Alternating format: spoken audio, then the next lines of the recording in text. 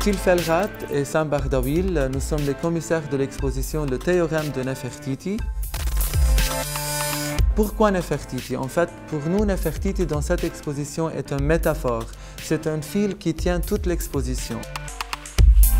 C'est une analyse des mécanismes qui ont transformé l'œuvre d'art, le buste de Nefertiti même, dans une icône publique. Avec cette exposition, on interroge le sens et la fonction des œuvres d'art, comment ça change avec le temps, avec tous les voyages que les œuvres d'art font quand ils sont présentés dans plusieurs musées, dans plusieurs contextes. Ça peut être un contexte visuel, ça peut être un contexte un peu plus politique. Et Nefertiti est une œuvre d'art qui a eu beaucoup d'itinéraires. Si on regarde bien ces mécanismes, ça devient très clair que Nefertiti, c'est juste un exemplaire pour les œuvres d'art en général. C'est-à-dire, par exemple, en ce moment, si on regarde l'art contemporain qui vient ou qui est connecté au monde arabe, on a toutes sortes des images, de précautions dans la tête, dans l'imagination, qui fait qu'on ne regarde pas les œuvres d'art telles comme ils étaient créées.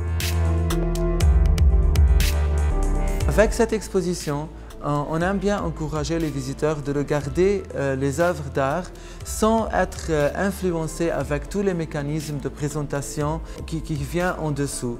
Alors c'est important de se demander quels étaient les intérêts de l'artiste quand cet artiste était en train de créer cette œuvre.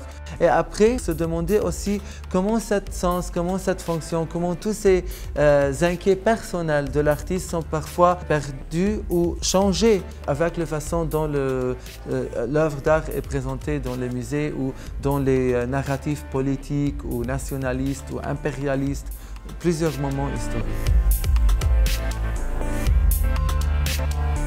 C'est une invitation aux spectateurs de bien se poser des questions concernant la compréhension d'une œuvre d'art ou d'une exposition en général. Donc, ce n'est pas du tout une exposition qui crée ou décrit une certaine vérité. Donc, c'est une exposition qui pose toute une série de questions. Qu'est-ce qu'une œuvre d'art? Qu'est-ce qu'une période dans l'histoire? Qu'est-ce que c'est l'art islamique? Qu'est-ce que c'est l'art égyptien? Est-ce que ça existe vraiment ou est-ce que ça n'existe pas? Donc, au lieu de vraiment redire ou réécrire des choses, c'est une exposition qui invite aux spectateurs de bien mettre en question et de vraiment faire attention à ce que disent les musées, à ce qu'on raconte normalement dans l'histoire d'art. C'est la révolution contre toutes les notions stéréotypiques, toutes les manières traditionnelles de penser, de représenter les idées dans les musées et hors des musées. Alors c'est l'idée de la révolution en général. Je pense que c'est une exposition sensible, c'est-à-dire qu'il y a un discours vraiment très important. Quand les commissaires en parlent, c'est une vraie envolée, il y a un vrai discours.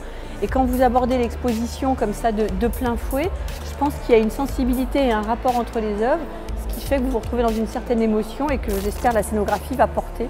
Et vous allez comprendre comme ça, vous allez vous laisser porter par le propos de l'exposition. L'exposition, il faut venir la voir tout simplement déjà pour avoir des émotions face aux œuvres, ça c'est très important. Et puis aussi pour essayer d'ouvrir son esprit sur des créations contemporaines qu'on n'a peut-être pas l'habitude de voir et qui vont montrer le monde arabe sous un autre jour, sous un autre aspect très différent de ce qu'on peut connaître aujourd'hui.